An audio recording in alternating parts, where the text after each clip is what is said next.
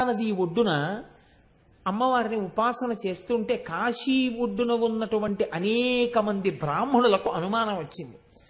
లలితా సహస్రనామం వశిన్యాది దేవతలు చెప్పారు కదా అమ్మవారి అనుగ్రహంతో, దానికి వ్యాఖ్యానం చెప్పడం అంటే మాటలా? అంత అనుగ్రహం ఉన్నవాడా భాస్కర్ రాయల వారు?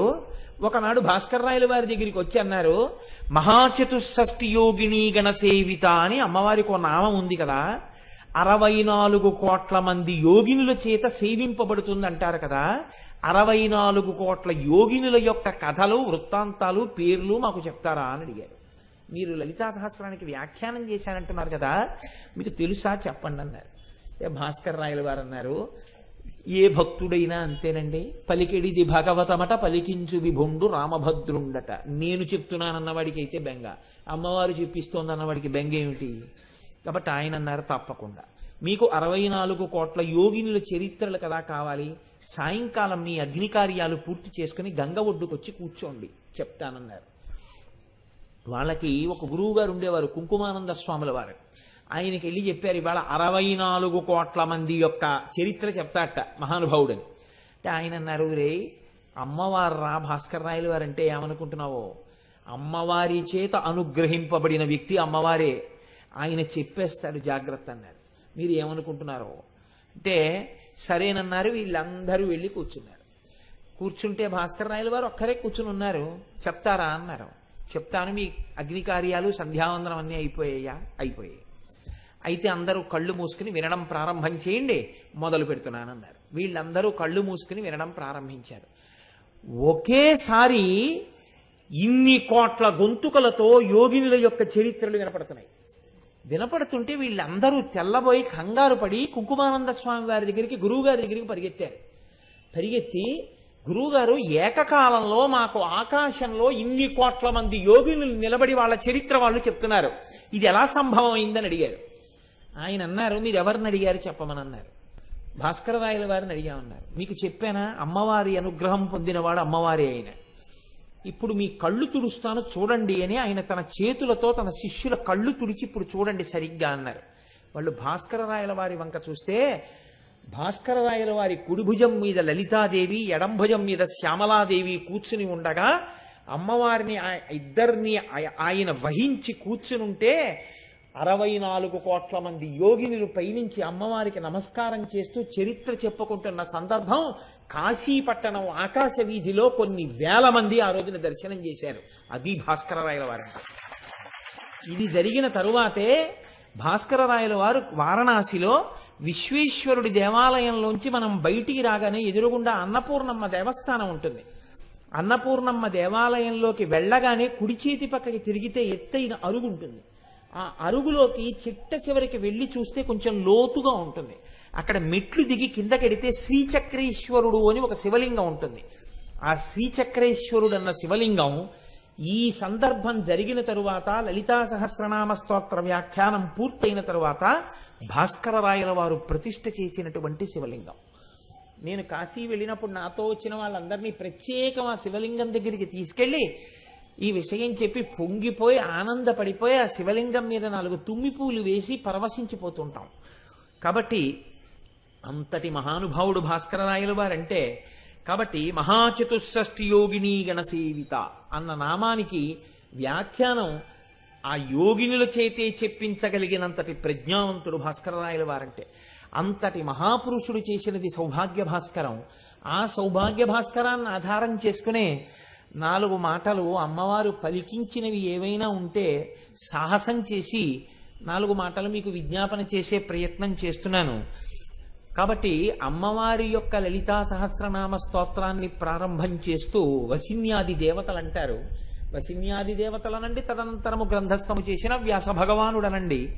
వశిన్యాది దేవతలు ప్రారంభం చేస్తూ శ్రీమాత అంటూ ప్రారంభం చేశారు. మొట్టమొదటి నామం శ్రీమాత.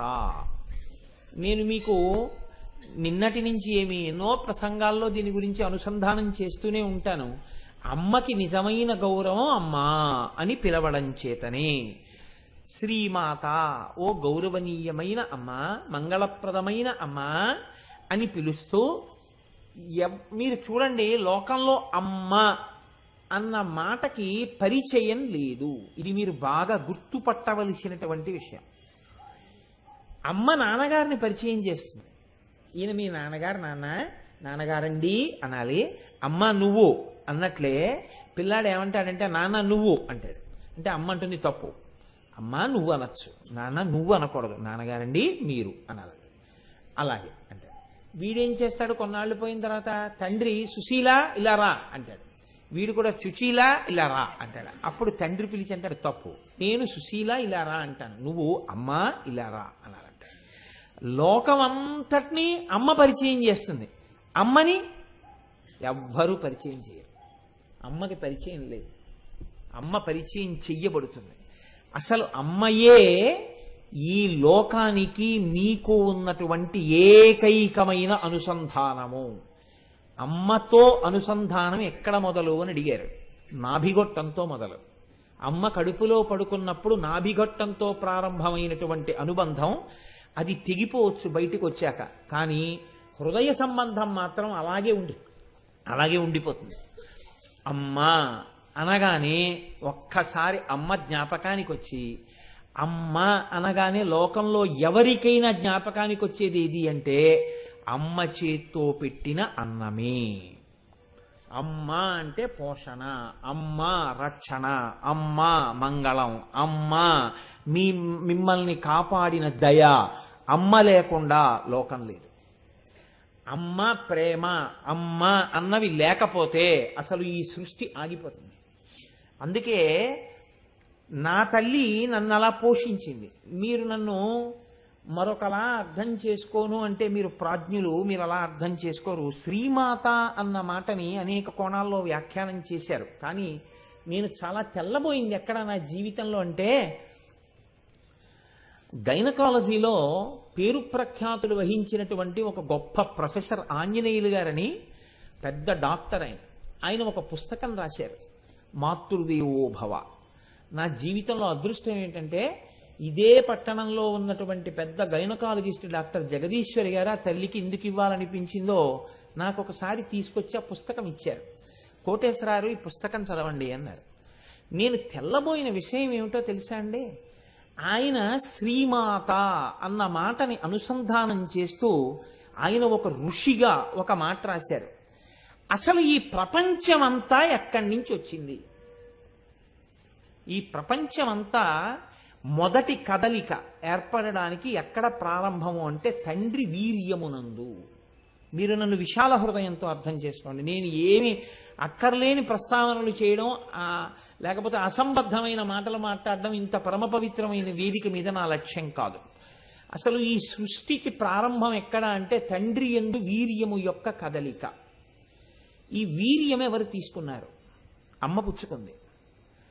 లోకంలో శరీరానికి ఉన్న లక్షణం ఏమిటంటే అక్కర్లేనిది ఏదైనా లోపలికి వెళ్ళింది అనుకోండి, వెంటనే శరీరం ప్రతిస్పందిస్తుంది.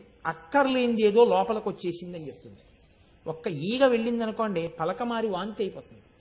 అక్కర్లేనిది లోపలికి వెడితే ఎలర్జీ కింద ఫార్మ్ అయిపోతుంది. ఫార్మ్ అయిపోయి అది వెంటనే వైద్యుణ్ణి సంప్రదించవలసి ఉంటుంది. శ్రీమాతాతత్వం ఎక్కడుందని ఆ డాక్టర్ గారు కనిపెట్టి రాశాడో తెలుసా అండి? పురుషుడిలో కదిలినటువంటి వీర్యాన్ని స్త్రీ శరీరం ఎంత గొప్పగా ఆమోదిస్తుందంటేట, అది తన శరీరంలో ఏర్పడిన పదార్థమంత తేలికగా ఆహ్వానం పలికి లోపలికి తీసుకుంటుంది. అలా పుచ్చుకోకపోతే అసలు సృష్టి ఆగిపోతుంది. ఒక్క పురుష వీర్యాన్ని స్త్రీ శరీరం అలా పుచ్చుకునేటట్టు నిర్మాణం చెయ్యడంలో ఉంది అమ్మవారి యొక్క సృష్టి శక్తి, మాతృత్వం. అది జగన్మాత యొక్క లోక నిర్మాణ శక్తి అక్కడ ప్రకటనమైందన్నాడు ఆ డాక్టర్ గారు. ఒక డాక్టర్ గారు శ్రీమాతాతత్వాన్ని అక్కడ పట్టుకున్నారు. ఆయన రాసిన మాటల్లో నేను కదిలిపోయిన మాట ఎక్కడంటే, ఒక అద్భుతమైన మాట రాశారండి ఆయన. అంటే ఇంగ్లీష్ సెంటెన్సెస్ నాకు మళ్ళీ జ్ఞాపకం వచ్చినా వాటిని వాడడం నాకు అంత పెద్ద ఆసక్తి లేదు. తల్లి శరీరం ఉన్నప్పటికీ బిడ్డ పెరగడం అనేటటువంటిది, పిండం పెరగడం అనేటటువంటిది తల్లి యొక్క శరీరంలో ఇంకా ఏ ఇతర భాగమునందైనా జరగవచ్చా అంటేట, తల్లి శరీరంలో పిండం పెరగడానికి ఇంకా ఏ అవయవం దగ్గర ఉన్నటువంటి ఏది అంగీకరించదు. పిండం పెరగడం అంటే పిల్లవాడు పూర్తిగా తయారైపోయేంత వరకు పెరగాలి. పూర్తిగా తయారైపోయేంత వరకు పెరగాలి. లోపల పిల్లవాడు నొక్కుడు పడిపోకూడదు, తల్లి శరీరం పిట్లిపోకూడదు. అలా పెరగాలి. పిల్లవాడు బయటికి వచ్చిన తర్వాత మళ్ళీ అలా సంకోచం అయిపోవాలి. పగిలి ముందు ఆ నీరు పెద్ద ప్రవాహం కింద వెళ్ళి కడుగుతుంది పిల్లవాడు బయటికి వస్తుంటే. అప్పుడు వాడు జారుతాడు కిందకి. ఏమి తల్లి, ఏమి జగన్మాత, ఏమి జగదంబ, ఏమి శ్రీమాత. ఒక గైనకాలజిస్ట్ దర్శనం చేశారు. ఇదయా అమ్మవారంటే, నేను ఇంతకాలం గైనకాలజీ ప్రొఫెసర్గా వర్క్ చేసిన తరువాత ప్రతి స్త్రీ యొక్క ఊంబునందు శ్రీమాత ఎలా ఆవహించి ఉన్నదో, ఎలా లోపల యోగి తయారవుతున్నాడో నేను చూసి పొంగిపోతున్నానని రాసుకున్నారు ఆయన. నాతో నేను ఒక డాక్టర్ని పొగడాలని చెప్తున్నానని మీరు అనుకోకండి. నాతో ఆ తల్లి జగదీశ్వరి గారు ఒకసారి అన్నారు, కోటేశ్వరారు పెద్దదాన్ని అయిపోయానండి, ఎన్నో పురుళ్ళు పోశాను, ఎంతమంది పిల్లల్లో ప్రసవం చూశాను, అయినా ఇంకా పురుళ్ళు పోస్తున్నాను, ఇంకా వైద్యం చేస్తున్నాను అంటే డబ్బుల కోసం కాదు కోటేశ్వరారు. ఏమిటో తెలుసా అండి నాకున్న గొప్ప శక్తి? 9 నెలలు అమ్మ కడుపులో ఊపిరి పోసుకున్నటువంటి యోగి బయటికి వచ్చినప్పుడు ఆ అమ్మ కూడా చూడకముందు వాణ్ణి చూసే భాగ్యం నాకొక్కదానికి. భగవంతుడు నాకు వైద్యురాలిగా ఈ విభూతినిచ్చినందుకు అటువంటి యోగులను ఎంతమందిని దర్శనం చేస్తున్నానో, ఆ దర్శనం చేసేటటువంటి నా వైభవం ఆగిపోకూడదని ఇప్పటికీ నేను అది చేస్తూనే ఉన్నాను కోటేశ్వరారు, డబ్బుల కోసం కాదండి అన్నారు. అబ్బా తల్లి ఏమి సంస్కృతమ్మా, ఏమి వైభవం అమ్మా, పొంగిపోయిన తల్లి అన్న మాటకి. కనుక చూడండి, ఎవరు నిర్మాణం చేశారు ఇదంతా?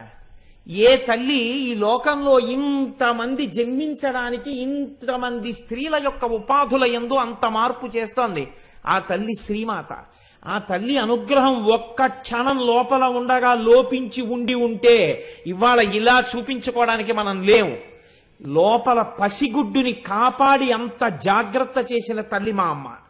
అటువంటి తల్లి అన్నిటికన్నా చాలా ఆశ్చర్యకరమైనటువంటి విషయం ఏమిటంటే, పిల్లవాడు బయటికి రాగానే అమ్మ కడుపులోంచి, అమ్మ యొక్క స్తన్యములోంచి పసుపచ్చటి ముద్ద ఒకటి బయటికి ఊరుతుంది. ఇప్పటి వరకు దాన్ని తయారు చేసిన వాళ్ళు లోకంలో లేరట.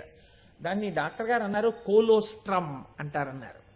ఆ కోలోస్ట్రమ్ అని పేరు కలిగినటువంటి ఆ పసుపు ముద్దని వాడికి ఏమీ తెలియని స్థితిలో పళ్ళు లేనటువంటి చిన్ని నోటితో ఎంత ప్రేమో ఏమీ తెలియనటువంటి వాణ్ణి జగన్మాత ఆవహించి, నీ పోషణ, నిన్ను రక్షించడం, నేను నీ అమ్మ యొక్క స్తనముల యందు ప్రకాశిస్తున్నాను రా, అందుకే మనకి దేశంలో నన్ను మన్నించండి, స్త్రీ స్తనములు మాతృదేవత యొక్క స్వరూపంగా నిర్ణయింపబడి ఉత్తర క్షణమునందు నమస్కార యోగ్యములయ్యి. అందుకే మీరు ఏ స్తోత్రం చూడండి అమ్మ స్తనాల్ని కీర్తనం చేస్తారు. ఎందుకని అంటే అన్యదృష్టితో కాదు, అదే మాతృస్థానం.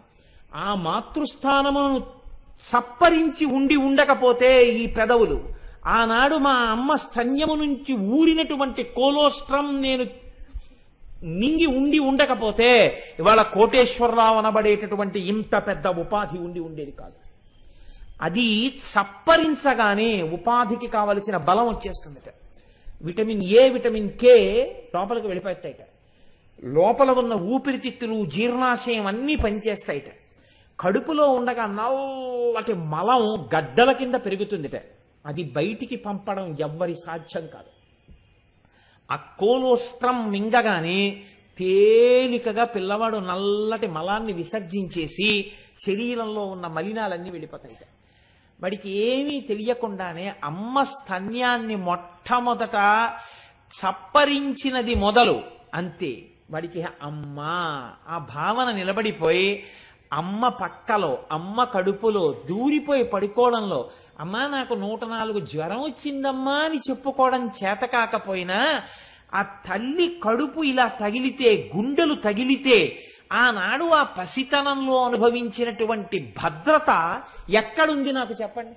ఇన్ని కోట్లు సంపాదించి లేని భద్రత ఆనాడు కన్ను తెరవడం చేత కాని రోజుల్లో అమ్మ కడుపు గుండెలు తగిలితే పరవశించిపోయినటువంటి ఆ పసి హృదయంలో ఉంది. దానికి స్తోత్రం చేయడం చేత కాకలేదు. లేకపోతే నిజంగా అమ్మ మీద ఎన్ని స్తోత్రాలు చేసేసి ఉండేవారో కవులందరూ, ఎన్ని స్తోత్రాలు చేసేసి ఉండేవారో పిల్లలందరూ. అందుకే అటువంటి అమ్మతనం ఎక్కడుందో అదంతా శ్రీమాతా తత్వమే. ఇది మనుష్యుల యందు కాదండి. ఆశ్చర్యం ఎక్కడుంటుందంటే, నేను ఒక్కొక్కసారి మా బాల్కనీలో నిలబడి చూస్తూ ఉంటాను. ఒక పంది 15 పిల్లలు 20 పిల్లల్ని కంటుంది. అది నడిచి వెళ్ళిపోతూ ఉంటుంది. వెళ్ళిపోతూ పెంట కుప్పలో పారేసినటువంటి వ్యర్థ పదార్థాల్ని, పిల్లలు రోడ్ల పక్కన విసర్జించినటువంటి మలాన్ని తింటూ ఉంటుంది. తిని అది పాలుగా మార్చి తన పిల్లలకి ఇస్తుంది. ఇంటింటింటి పంది పిల్లలు అది పెంట తింటుంది.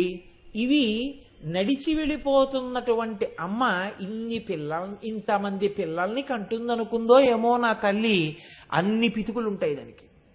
ఏదో పెద్ద దీపావళి పండగ నాడు పెట్టిన దీపాల తోరణంలాగా ఇన్ని పితుకుల్ని ఇన్ని పంది పిల్లలు చప్పరించి తాగేస్తుంటాయి. ఇన్ని పాలు చేయడానికి అందరూ విసుక్కుంటున్నా అది మాత్రం పెంట కుప్పల్లో ఉన్న పెంట తిని అది పాలిస్తుంది. చిత్రం ఏంటంటే, నేను మార్నింగ్ వాక్ వెళ్ళొచ్చి చూస్తూ ఉంటాను. చిన్న కుక్క పిల్ల తరిమితే పెద్ద పంది పరిగెడుతుంది. పిల్లలున్న పంది పెద్ద కుక్క అటుగా వెడుతుంటే ధైర్యంగా నిలబడి దాని మీద తిరగబడుతుంది. ఎక్కడి నుంచి వచ్చింది ఆ బలం? అంటే పిల్లల్ని కుక్క ఎత్తుకుపోతుందేమో అని దాని ఆరాటం.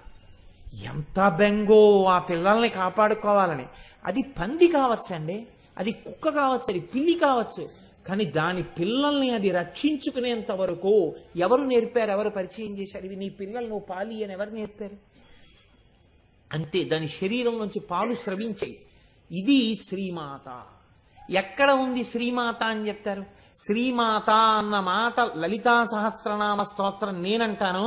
ఈ ఒక్క నామం చాలదా మీ హృదయం పరవశించిపోవడానికి? అమ్మవారి వంక చూసి శ్రీమాత అని పిలవడానికి భయం ఎందుకు? ఏమిటో ఉపాసన ఏమిటి? అమ్మవారిని ఉపాసన చేస్తే అదైపోతుంది, ఇదైపోతుంది, ఇలా చేయాలి, ఇలా నైవేద్యం పెట్టాలి. ఎవరు చెప్పారు? నువ్వు ఏ నైవేద్యం పెడితే మీ అమ్మ నీకు పాలిచ్చింది? నువ్వు మీ అమ్మ పాలు తాగావా? నువ్వు నైవేద్యం పెడితే మీ అమ్మ నిన్ను రక్షించిందా? ఎవ్వరికీ లేనన్ని భయంకరమైన విషయాలు అమ్మవారి ఉపాసనలో మీరు ఎందుకు చెప్తారు? చేతకాని మాటలు చెప్పి పిల్లల్ని భక్తుల్ని పాడు చేయకూడదు.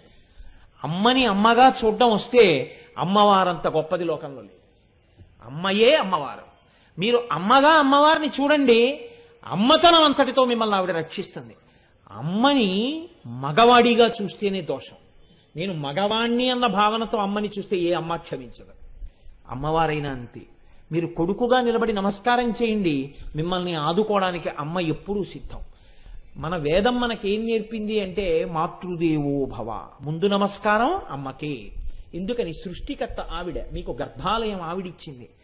బయటికి వచ్చిన తర్వాత పాలు పట్టింది సృష్టికర్త, స్థితికర్త, ప్రళయకర్త.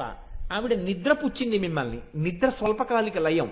కాబట్టి సృష్టికర్త, స్థితికర్త, ప్రళయకర్త ముగ్గురు అమ్మలో ఉన్నారు కనుక అమ్మయే మొదటి దైవం. కాబట్టి మాతృదేవో భవ. అమ్మ కన్నా గొప్ప గురువు లోకంలో ఉండడు. నేను చదివిన పుస్తకం మీరందరూ వీలైతే బాగా చదువుకున్న వాళ్ళు కాబట్టి ఆ పుస్తకం ఎప్పుడైనా చదవండి. నేను ఆ పుస్తకం మీద ఎన్ని ప్రసంగాలు చేయగలుగుతాను. మీరు అందులో ఆయన ఒక చాప్టర్ రాశారండి ప్రత్యేకంగా. అందులో ఆయన ఒక మాట రాశారు. భారతీయ పురాణాల్లో నారదుడు వచ్చి ప్రహ్లాదుడు కడుపులో ఉండగా లీలావతికి విష్ణుతత్వం చెప్తే లోపల కొట్టాడంటే ఏదో అంటారు. పరమసత్యం అని రాశారు. పరమసత్యం. అమ్మ కడుపుతో ఉన్న దగ్గర నుంచి ఏది వింటుందో పిల్లలు అటువంటి వాళ్లే పుడతారు. అమ్మ కడుపుతో ఉన్న దగ్గర నుంచి ఎటువంటివి తింటుందో అటువంటి వాళ్లే పుడతారు. అమ్మ కడుపుతో ఉన్న దగ్గర నుంచి ఏవి చూస్తుందో అటువంటి వాళ్లే పుడతారు. ఇవాళ జాతి నిర్వీర్యం ఎక్కడైపోతోందంటే విపరీతమైన రజోగుణ తమోగుణ ప్రకోపం కలిగినటువంటి, ఇక నేను పూర్తి చెయ్యక్కర్లేదు, వాటి వలన వచ్చేస్తాను. కాబట్టి శ్రీమాత అమ్మ తాను సృష్టికర్తయ్యి, స్థితికర్తయ్యి, ప్రళయకర్తయ్యి ఆ అమ్మ నిన్ను పోషిస్తోంది. కాబట్టి మొట్టమొదటి నమస్కారం ఎవరికి? మాతృదేవో భవ. అసలు ఇది కడుపులో ఆనందం పెరిగిపోయిన వాళ్ళు అన్నారు, నేను మా అమ్మనే అమ్మ అని పిలిచిన అమ్మ నేను మా అమ్మని పిలిచానని నన్ను పక్కన పెట్టేయద్దు సుమా అన్నారు. నువ్వు మీ అమ్మని కదురా అమ్మ అని పిలిచావు, నన్ను పిలవలేదుగా అమ్మ అని అంటావేమో అమ్మ, అలా అనుకోకు. అమ్మా అయ్యా అతంచు ఎవ్వడిని నేనన్న శివా నిన్నేను సుమి, నీమది తల్లిదండ్రులటంచుం చూడగాబోకు నాకిమ్మై తల్లియు తండ్రియున్ గురుడు నీవే కాక సంసారపుం చిమ్మం చీకటి కప్పకొండ కనుమా శ్రీకాళహస్తీశ్వర అంటాడు దుర్జటి. నేను ఎవ్వరి దగ్గరికైనా వెళ్ళి ఏమ్మా అంటే వెంటనే నేను మా అమ్మ పార్వతీదేవినే పిలిచినట్టు, నేను ఏమయ్యా అంటే నేను నా తండ్రి పరమశివుణ్ణే పిలిచినట్టు. అంతేకాని నేను అమ్మా అమ్మా అని ఎవరినో పిలిస్తే నువ్వు వాళ్ళని పిలిచావని అనకు తండ్రి, నేను అమ్మా అన్నప్పుడల్లా మా అమ్మనే పిలుస్తున్నానన్నారు. ఏమయ్యా ఈ అమ్మ అయితే అన్నం పెట్టిందయ్యా నీకు, ఈ అమ్మ అయితే పాలిచ్చింది, జగదంబ ఏమిచ్చిందయ్యా నీకు, జగదంబ ఏమన్నం పెట్టింది అంటారేమో. పేరాల భరతశర్మ గారు పొంగిపోయారు మహానుభావుడు.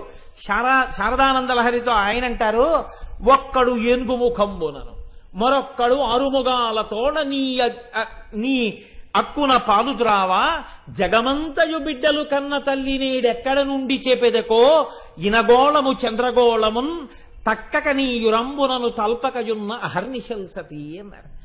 అమ్మా నీకు 2 కొడుకులున్నారు, మేము నీ కొడుకులమేగా, మేము నీ పిల్లలమేగా, ఈ సమస్త పిపీలికాది పర్యంతమనకు నువ్వు తల్లివి కదా, అందుకు కదా నిన్ను అఖిలాండేశ్వరి అని జగన్మాత అని పిలుస్తున్నాం కదా, అమ్మా అంటే నిన్నే కదా అమ్మా పిలుస్తాం. అమ్మా మరి నువ్వు 2 పిల్లలకే పోషిస్తున్నావే, ఒకడేమో ఏనుగు ముఖంతో ఉన్నాడు, వాడేమో ఎడమ తొడ మీద కూర్చున్నాడు, ఒకడేమో 6 ముఖాలతో ఉన్నాడు, వాడేమో కుడి తొడ మీద కూర్చున్నాడు. వీళ్ళిద్దరూ నీ 2 స్తన్యాలు తాగుతున్నారు పిల్లలని. ఒకడికి పొట్ట ఏనుగు తలకాయ కాబట్టి ఏనుగు పొట్టే, అది అప్పటికి నిండుతుందమ్మా పాలతో, ఇది నిండే లోపల జీర్ణం అయిపోతుంటాయి. ఇంకొకడు పోన్లేరా ఇమ్మయ్య తాగేశాడు అందానా ఉండు ఒక్క ముఖమే అయిందని 2వ ముఖంతో మొదలెడతాడు, 6వ ముఖం పూర్తయ్యేటప్పటికి మొదటి ముఖానికి ఆకలేసిందని మళ్ళీ మొదటి ముఖం పెడతాడు. అమ్మా ఒక్కడు ఏనుగు ముఖం బోనను మరొక్కడు 6 ముగాలతోడ నీ అక్కున పాలుత్రావ జగమంతయు బిడ్డలు కన్న తల్లి. అమ్మ నీకు వాళ్ళిద్దరే కాదుగా పిల్లలు, మేమందరం ఉన్నాం. మంచి వేసవకాలంలో రైలు దిగి ఇంకొక 5 నిమిషాలే రైలు ఆగుతుంది, వెళ్ళిపోతుంది. పరిగెత్తుకుంటూ వెళ్ళి కూలర్ దగ్గరికి పాపం ఎవరో ఒక ఆయన ఒక గుక్కడి నీళ్లు తాగుదాం అనుకున్నాడు. ఉండండి నన్ను ఈ సీసా పట్టేసుకొని ఇవ్వండి అన్నాడు ఒకడు. అది ఎంత ఉంది, నా అంత పొడుగుంటుంది ఆ సీసా. దాంతో అలా పడుతున్నాడు, సన్నటి ధార అలా పడుతోంది, ఆఖరికి నిండుతోంది. అమ్మయ్యా తాగచ్చు అనుకున్నాడు, ఈ చేత్తో తీసి జేబులోంచి తీసి ఇంకోటి ఎట్టాడు, ఎప్పటికీ నిండేది. అలా 6 ముఖాలతోడ ఒక ఆయన 6 ముఖాలతో తాగుతున్నాడు, ఒక ఆయన ఏనుగు ముఖంతో తాగుతున్నాడు. అమ్మ మాకెప్పుడు ఎడతావన్నావు, మాకెప్పుడు ఇస్తావు పాలు, మమ్మల్ని ఎప్పుడు ఉద్ధరిస్తావు, మరి అమ్మా అని మేము పిలుస్తున్నాం కదా అంటే అమ్మవారు అందుట ఆగండి, ఇలా వరుస క్రమంలో పిల్లలందరికీ అన్నం పెట్టడం నాకు అలవాటు కాదు, ఆకలిగానే అన్నం పెట్టేస్తాను. అందుకే మీ అందరికీ అన్నం పెట్టేయడానికి ఇవాళ నుంచి నేనేం చేస్తానో తెలుసా, ఇనబంబము చంద్రబింబము తక్కక నీ యురంబునను దల్పకయున్న అహర్నిశల్సతి. సూర్యగోళాన్ని ఒక స్థానంగా చంద్రగోళాన్ని ఒక స్థానంగా పెట్టుకుంది అమ్మవారు. పగటి పూట సూర్యగోళంతో లోకంలో ఉన్న మొక్కలన్నీ పత్రహరితాన్ని తయారు చేసుకుని కాయగూరలు పళ్ళు ఇవన్నీ సూర్యరశ్మి ఉంటే పండుతాయి. అమ్మ పెట్టింది కదా అని శుభ్రంగా తినేసి, అమ్మ లేనప్పుడు కజ్జికాయలు తినేసి తొక్కుడుండలు తినేసి అమ్మ కడుపు నొప్పి అంటే మళ్ళీ మంది ఎవరు ఇవ్వాలి, అమ్మే ఇవ్వాలి. రాత్రి వేళ 2వ స్థానంలో చంద్రుడితోటి ఓషధులను ప్రకాశింపజేసి మందులు ఇస్తోందిట. అమ్మా ఈ రెండింటితోటి మమ్మల్ని అందరినీ పోషిస్తున్నావు కదమ్మా, మా అమ్మ నువ్వే అమ్మా అన్నారు పేరాల భరతశర్మ గారు. అమ్మాయి ఎంత గొప్పదానివమ్మా, ఒక్కడు ఏనుగు ముఖంబునను మరొక్కడు 6 ముగాలతోడ నీ అక్కున పాలుద్రావా జగమంతయు బిడ్డలు కన్న తల్లి నీడెక్కడ నుండి చేపెదకో ఇనబంబము చంద్రబింబమున్ తక్కక నీ యురంబునను దల్పకయున్న అహర్నిశల్సతి అన్నారు. ఇక్కడ భాస్కరరాయల వారు అన్నారు, లోకంలో ఒక తల్లికి తండ్రికి జన్మించిన తరువాత బిడ్డడు ఆ తల్లిని అమ్మా అమ్మా అమ్మా అని పిలుస్తాడు. అమ్మ ఎన్నేళ్ళు వచ్చినా వాడి కడుపే తడుగుతుంది, వాడికి ఇంకా పెట్టాలి, వాడు ఇంకా బాగా తినాలి, వాడు బాగా ఆరోగ్యంగా ఉండాలి తప్ప వీడు అమ్మా నేను సన్యాసం తీసేసుకుంటానమ్మా అన్నాడు అనుకోండి, అమ్మో నిన్ను చూడకుండా నేను ఉండగలనానన్నా అంటుంది తప్ప ఏ తల్లి పిల్లాన్ని సన్యాసం తీసేసుకోమనో అడవిలకు వెళ్ళిపోయి తపస్సు చేసేసుకోనో అంత తొందరగా ఏం అంగీకరించదు. శంకరాచార్యుల వారిని కన్న తల్లి అంగీకరించలేకపోయింది ఆర్యాంబ. అంత తేలిక అమ్మ మనసు బిడ్డల్ని విడిచిపెట్టి ఉండడం అంటే అంత తేలికేం కాదు. కాబట్టి ఏ తల్లి ఇంకా నేను జన్మ లేకుండా చేసుకోవడం కోసమని తురీయాశ్రమానికి వెళ్ళిపోతానంటే అంగీకరించి అంత ఔదార్యంగా పంపించి మళ్ళీ అమ్మా నాన్న అని పిలవవలసినటువంటి అవసరం లేని రీతిలో వేరొక జన్మ ఎత్తవలసిన అవసరం లేని ఉపాసన చేస్తానంటే పిల్లాన్ని ఏ అమ్మ పంపిస్తుంది? ఎంతసేపు తన కొడుకుగా ఉండమని అడుగుతుంది. కానీ ఈ అమ్మ ఏం చేస్తుందిట, ఒక్కసారి శ్రీమాత అని పిలిస్తే శివజ్ఞానం ఇచ్చేస్తుంది. శివజ్ఞానం దొరికిందనుకోండి ఏమవుతుంది? అంతే, ఒక్కసారి వేదము చేత ప్రతిపాదింపబడినటువంటి సమస్త జ్ఞానము కరతలామలకం అవుతుంది. తను జ్ఞాని అవుతాడు. ఆ జ్ఞానము కలగగానే ఇక మళ్లీ పుట్టవలసిన అవసరం లేకుండా పునరావృత్తి రహిత శాశ్వత శివ సాయుధ్య స్థితిని పొందేస్తాడు. మిగిలిన అమ్మల్ని అమ్మా అమ్మా అమ్మా అంటే వాళ్ళు ఇంకా నాన్న నువ్వు నన్ను అమ్మా అమ్మా అంటూనే ఉండాలంటారు. ఈ అమ్మను అమ్మా అని పిలిస్తే ఇక మళ్లీ వేరొక జన్మలో అమ్మా అని ఎవరిని పిలవవలసిన అవసరం లేని రీతిలో మోక్షాన్ని ఇస్తుంది. కాబట్టి అమ్మా నువ్వు శ్రీమాత, నువ్వు ఇంత గొప్పదానివమ్మా, ఇహ సంసార క్లేశం ఉండదు నిన్ను పిలిచిన వాడికి. అందుకే ఇది తెలిసి చెయ్యండి తెలియక చెయ్యండి అంతే ఆ శక్తి. జ్ఞాన సంబంధర్ని చిన్న వయస్సులో ఉండగా తండ్రి గారు అక్కడ మంటపంలో కూర్చోబెట్టి స్నానం చేయడానికి ఎడుతున్నారు. నానా నానా అని వాడు ఏడుస్తున్నాడు. ఉరే నేను వెళ్ళి స్నానం చెయ్యడానికి మునక వేసినప్పుడు నీకు భయం వేస్తే అదిగో గోడ మీద ఉన్నారే ఇద్దరు పార్వతీ పరమేశ్వరుల యొక్క మూర్తులు చెక్కబడి ఉన్నాయి, వాటిని చూపించన్నాడు. ఆవిడ అమ్మ, ఆయన నాన్న. ఇంట్లో అమ్మ, ఇక్కడ నేను ఉన్నాం కదా, నీకు నాకు వీళ్ళకి అందరికీ అమ్మా నాన్న వాళ్ళు. అమ్మా అంటే మీ అమ్మ పలుకుతుందా? నాన్న అంటే పలుకుతారా? అంతకన్నా అమ్మా అని నువ్వు ఆర్తితో పిలవాలి, కానీ పరుగు పరుగున వస్తుంది. మీ అమ్మ ఇక్కడి నుంచి పిలిస్తే వినపడకపోవచ్చు మీ అమ్మకి ఇంటికి, కానీ ఈ అమ్మని నువ్వు ఆర్తితో లోపల అమ్మా అన్నా సరే వచ్చేస్తుందిరా, నీకు భయం వేస్తే ఆవిడ్ని పిలన్నాడు. అది పసి హృదయం అండి, నమ్మేసింది. నమ్మకంలో ఉంది ఏదైనా, నమ్మని వాడికి ఎంత చెప్తే మాత్రం ఉపయోగం ఏముంది? కాబట్టి వెళ్ళాడు, స్నానం చేద్దామని నీటిలో ములిగాడు. అమ్మో తండ్రి నీటిలో మునిగిపోయాడని భయం వేసింది. ఒక్కసారి గోడ వంక చూశాడు, పిలిస్తే పలుకుతుంది అన్నాడుగా, అందుకని ఆ బెంగతో అమ్మా అమ్మా అన్నాడు. అంతే, పరమశివుడు అన్నాడు అమ్మా అమ్మా నమ్మి పిలిస్తే కూర్చుంటావే లేరా అని చెయ్యట్టు తీసుకొచ్చాడు. ఇద్దరూ వచ్చేశారు. ఈ పిల్లాడు చూసి అమ్మా అమ్మా అమ్మా అని ఏడుస్తున్నాడు తండ్రి కోసమని. పరమశివుడు అన్నాడు అమ్మా అమ్మా అని ఏడిచిన పిల్లాడు నోటితో చెప్పుకోవడం రాని పిల్లాడు ఏం చేస్తుందమ్మా, వెంటనే పాలు ఇవ్వాలి, వాడు బెంగ తీరడానికి పాలి అన్నాడు. అంటే ఆవిడంది ఏమిటో చాలా తేలిగ్గా చెప్పేస్తున్నారు పాలిమ్మని, నేను పాలిస్తే మీ జ్ఞానం వస్తుందండి ఆవిడ. నా జ్ఞానమే వచ్చిందో నీ జ్ఞానమే వచ్చిందో, వాడు అమ్మా అన్నాడు ఏడిచాడు, ఇచ్చే అదే అమ్మతనం అన్నాడు. నాకు ఉందా అమ్మతనం అంది ఆవిడ, పాలిచ్చేసింది. తండ్రి నీటిలోంచి పైకి లేచాడు, పైకి ఎక్కుతున్నాడు తువ్వాలతో తుడుచుకుని. ఇద్దరు అంతర్ధానం అయిపోయారు. పిల్లవాడి నోటి నిండా పాల చారికలున్నాయి. తండ్రి చూసి అన్నాడు, రే ఎవరి పాలు తాగెవరా దుర్మార్గుడా అన్నాడు. నాన్నగారు మీరే కదా చెప్పారు, పిలిచానండి, అమ్మ వచ్చిందండి, అమ్మ వచ్చి పాలిచ్చింది తాగాను అన్నాడు. నిజంగా అమ్మ నీకు పాలిచ్చిందిరా అన్నాడు. అవునండి అన్నాడు. ఏవి ధన్యుడివిరా అని ఎత్తుకుని గుళ్ళోకి ఎడుతున్నాడు. వాడు చిన్ని చేతులు తాళం వేస్తూ పత్తికాలు పాడడం మొదలెట్టాడు. అమ్మవారి స్తన్యము నుంచి స్రవించిన పాలు తాగాడు, అంతే జ్ఞానం వచ్చేసింది వాడికి. ఆ చిన్ని చేతులతో పత్తికాలు పాడుతూ ఇలా ఇలా తాళం వేస్తే అరిచేతులు ఎర్రబడ్డాయి. చూడలేక పార్వతీ పరమేశ్వరులు పైనుంచి బంగారు తాళాల కిందకి వదిలేరు. వాడు చిన్నప్పటి నుంచి తాళం వేస్తూ ఆఖరికి పెళ్ళవగానే భార్యతో కలిసి పరమశివుల్లో లీనమైపోయాడు జ్ఞాన సంబంధాలు. అమ్మా అని ఒక్కసారి పిలిచాడు జ్ఞాన సంబంధాలు, అంతే. మొత్తం శైవవాంగ్మయంలో 63 మంది నాయనార్లలో అత్యంత గౌరవాన్ని పొందినటువంటి పెద్ద నాయనారై జ్ఞాన సంబంధర్ అన్న పేరుతో జగద్విఖ్యాతి పొందాడు మహానుభావుడు. మీరు ఏ దేవాలయానికి వెళ్ళండి, 63 మంది నాయనార్లలో వయసులో చిన్నవాడై అంతటి పెద్దరికాన్ని పొందినవాడు జ్ఞాన సంబంధర్. వయసులో అంత పెద్దవాడై జ్ఞాన సంబంధర్ పల్లకి కూడా మోసినవాడు అప్పర్. ఇద్దరిద్దరే మహానుభావులు. కాబట్టి అటువంటి జ్ఞాన సంబంధర్ ఒక్కసారి అమ్మా అని పిలిస్తే, ఆర్తితో నమ్మి పిలిస్తే అంతే, ఇహ మళ్ళీ జన్మలేదు, ఐక్యం అయిపోయారు. శ్రీమాత అలా పిలవగలిగితే ఇహ జన్మలేదు. కాబట్టి ఇంకా లలితా సహస్రం 999 నామాలు ఏంటండి? శ్రీమాత ఒకటి అర్థమైతే అయిపోయింది అంతే, ఒక్క నామం. ఇప్పుడు చెప్పండి, ఇది వ్యాఖ్యానం అంటే ఏమిటంటే, ఇది అమ్మవారు అందుకు ఎంచుకుంది భాస్కర రాయల వారిని. ఆ నామము వెనక ఉన్నటువంటి శక్తిని వినడం చేత మీరు శ్రీమాత అన్నప్పుడు, ఇప్పుడు కనుక శ్రీమాత, శ్రీ మహాలక్ష్మి, శ్రీమత్ సింహాసనేశ్వరి అనగలరా? శ్రీమాత అని ఆగుతారు ఒకసారి. అబ్బా ఏమమ్మా అని. ఓ శివాలయంలో కూర్చుని మీరు లలితా సహస్ర పారాయణం చేస్తున్నారు అనుకోండి, మీకు ఎదురుగుండా అమ్మవారు కనపడుతోంది అనుకోండి, తలంచుని శ్రీమాత, శ్రీ మహారాజ్ని, శ్రీమత్ సింహాసనేశ్వరి అనగలరా కాచాయని గారు? శ్రీమాత అని ఆగుతారు ఒకసారి. ఆ ఆనంద జరుస్తుంది లోపల నుంచి. ఇలా రావడానికి కారణం దాని వైభవం ప్రకాశించింది హృదయంలో. కనుక అమ్మా అని పిలిస్తే చాలు, ఇక మళ్ళీ అమ్మా అని పిలవవలసిన అవసరం తీయగలిగిన తల్లి, ఇక మళ్ళీ జన్మలేనితనాన్ని ఇవ్వగలిగిన తల్లి. ఈ భావాన్ని పునికి పుచ్చుకున్నారండి అందరూ. ఎవరికి అమ్మవారి అనుగ్రహం కలిగిందో వారందరి నోటి వెంట ఇటువంటి మాటలే వచ్చాయి. మీకు నేను ఒక ఉదాహరణ చూపిస్తాను.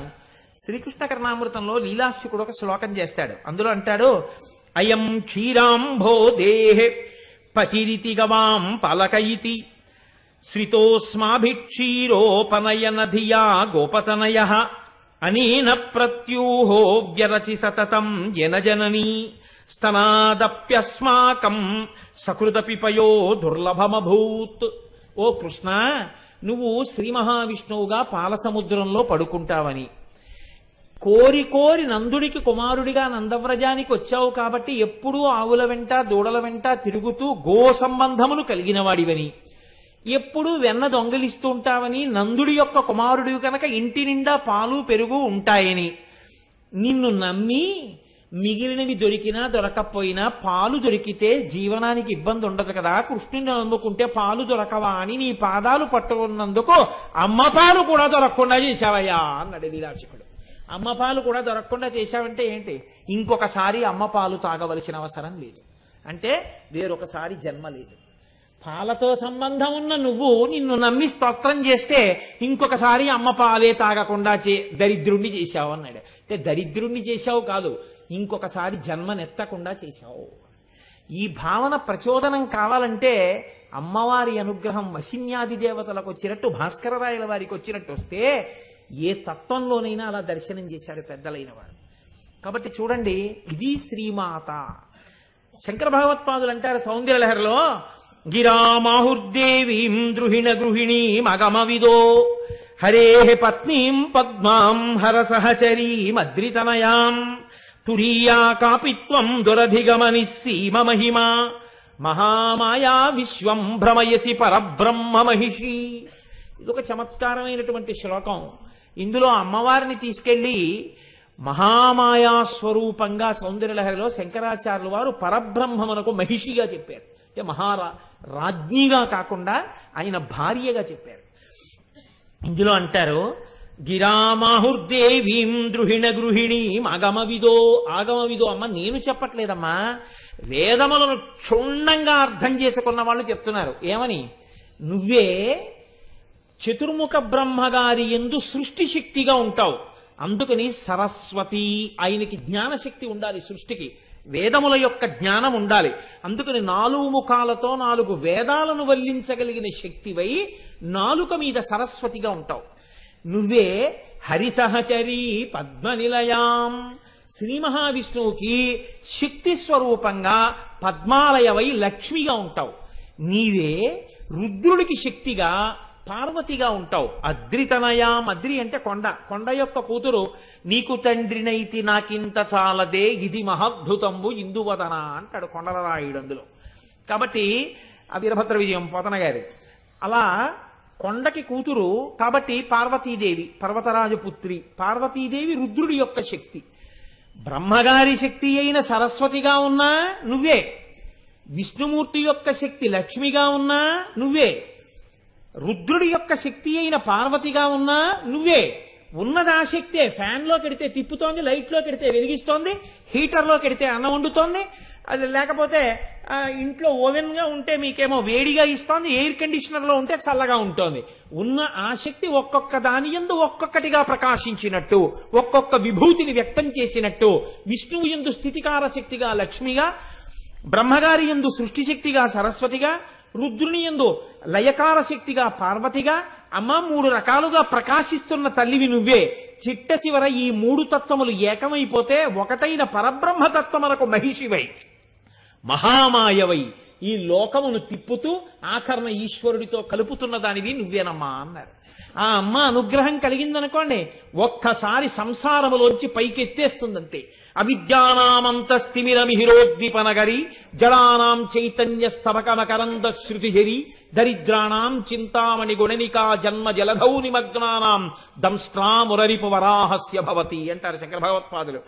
ఆదివరాహమూర్తి యొక్క కోర ఆ రోజున భూగోళాన్ని సముద్రంలోంచి పైకెత్తినట్టు అమ్మా అని ఆర్తితో పిలవగలిగితే సంసార సముద్రమునందు మునిగిపోయిన వాణ్ణి తన పాదముతో అలా పాదం మీద కూర్చోపెట్టుకుని పైకెత్తి పరమశివుల్లో కలిపేసి మోక్షాన్ని ఇచ్చేస్తుంది. వేరొకసారి అమ్మా అని పిలవవలసిన అవసరం, వేరొకసారి వేరొకటి కడుపున పుట్టవలసిన అవసరం లేకుండా పునరావృత్తి రహిత శాశ్వత శివ సాయుధ్య స్థితిని ఇయ్యగలిగినటువంటి పరబ్రహ్మస్వరూపిణి. కాబట్టి అంతటి తల్లివమ్మ, ఇంత శక్తి ఉన్నదానివి, ఇంత శక్తిని మా యందు ఎందుకు కృప చేస్తావు? ఒక్క మాటకి అమ్మా అని పిలిస్తే చాలు. ఎందుకంత పొంగిపోతావు? నువ్వు అమ్మవు కనుక, నీకు అమ్మతనం ఉంది కనుక. అందుకే పోతన గారు పొంగిపోతే అమ్మవారికి ఇంకొక నామాలు వేయలేదు. అమ్మలగన్నయమ్మ మూరమ్మల మూలపుటమ్మ చాలా పెద్దమ్మ సురారులమ్మ కడుపారడి బుచ్చినయమ్మ తన్నులోనమ్మిన వెల్పుటమ్మల మనంబున ఉండెడి అమ్మ దుర్గమాయమ్మ కృపబ్ధినిచ్చుట మహత్వ కవిత్వ పటుత్వ సంపదల్లన్నారంతే. అమ్మ అమ్మ అమ్మ అమ్మ అమ్మ. ఈ అమ్మ అన్న పేరు పడిపోయింది అలవోకగా పోతన గారికి. ఆ అమ్మ అన్న నామం యొక్క గొప్పతనాన్ని ఆవిష్కరిస్తూ మూక పంచశతిలో మూకశంకరులు అంటారు, జంతోస్తవ పద పూజన సంతోష తరంగితస్య కామాక్షి బంధో ఇది భవతి పునః సింధో అంబస్సు భ్రమీతి శిలా అన్నారు.